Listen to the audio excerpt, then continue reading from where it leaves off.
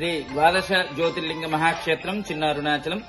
ఈ చిన్న అరుణాచలంలో ఎప్పటి నుంచో అంటే మా పూర్వీకులు ఎప్పటి నుంచో తీసుకొచ్చినటువంటి శివలింగం ఉండటం, అంటే అప్పట్లో వాళ్ళు వచ్చినప్పుడు పూర్వీకులు ఇక్కడి నుంచి కొంత దూరంలో పాత నరసాపురం అనేటువంటి ఊరు ఉండేది.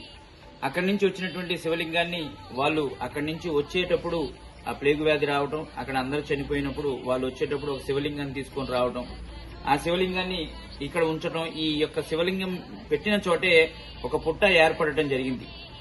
ఆ 14వ శతాబ్దం నాటి విగ్రహాలు ఇప్పటికీ కూడా ఆ యొక్క పాత నరసాపురం గ్రామంలో ఉండటం జరిగింది.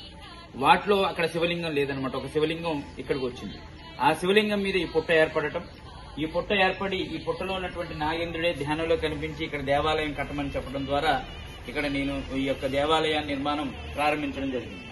అలా ఈ విధంగా ఇక్కడ ఎంతో మంది ఈ నాగప్రతిష్టలు ఈ విధంగా వారి దోష నివృత్తి కొరకు నాగప్రతిష్టలు చేయటం, అలాగే ఆ స్వామి ఉన్నటువంటి ఆ స్వామి నాగేంద్రుడు ప్రతి సోమవారం కూడా గర్భాలయంలోకి రావడం జరుగుతుండేది.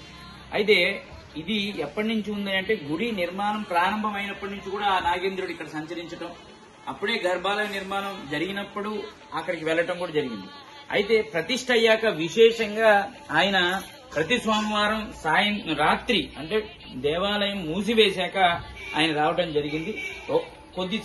కొన్నిసార్లు ఏం జరిగిందయ్యా అంటే దేవాలయం మూయటం లేట్ అయిన సందర్భంలో ఆయన లోపలికి రావటం, అలా అర్చకులకి కనిపించడం, కొన్ని రోజులు ఆయన శివలింగానికి చుట్టుకొని ఉన్నటువంటి సందర్భాలు ఇక్కడ ఉన్నటువంటి అర్చకులు చూడటం జరిగింది. కాబట్టి ఇక్కడ ఇంత ప్రాశిష్టం కలిగిన నాగేంద్రుడు ఇక్కడ సంచరించడం ద్వారా ఈ పుట్టలో నాగేంద్రుడు నేనున్నాను అని తిరగటం జరుగుతుంది. చూస్తున్నాం, ఇక్కడ ఉన్నటువంటి ప్రజలు ఎంతో మంది చూశారు.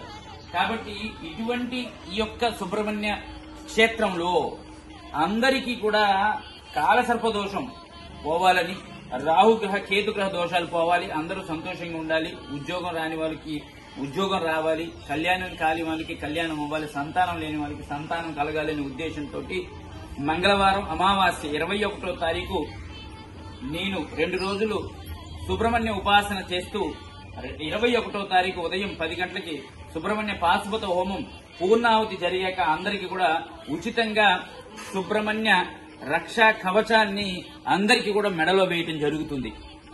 కాబట్టి తప్పకుండా వారి జాతక దోషాలున్నా కూడా, అలాగే కాలసర్ప దోషాలున్నా కూడా, వారు వంశం చేసినటువంటి ఈ సర్పదోషాలు ఏమైనా ఉన్నా కూడా పోవటానికి ఈ సుబ్రహ్మణ్య కవచ ధారణ చేసుకున్నట్లయితే వారికి మంచి జరుగుతుంది అనే ఉద్దేశంతో ఆ సుబ్రహ్మణ్య ఆశీస్సులు అందించాలని 21వ తారీఖు అందరూ తప్పకుండా 10 గంటలకు ఉండండి. ఉచితంగా వారి మెడలో సుబ్రహ్మణ్య కవచాన్ని ధరించడం జరుగుతుంది. అరుణాచల శివ, అరుణాచల శివ, అరుణాచల.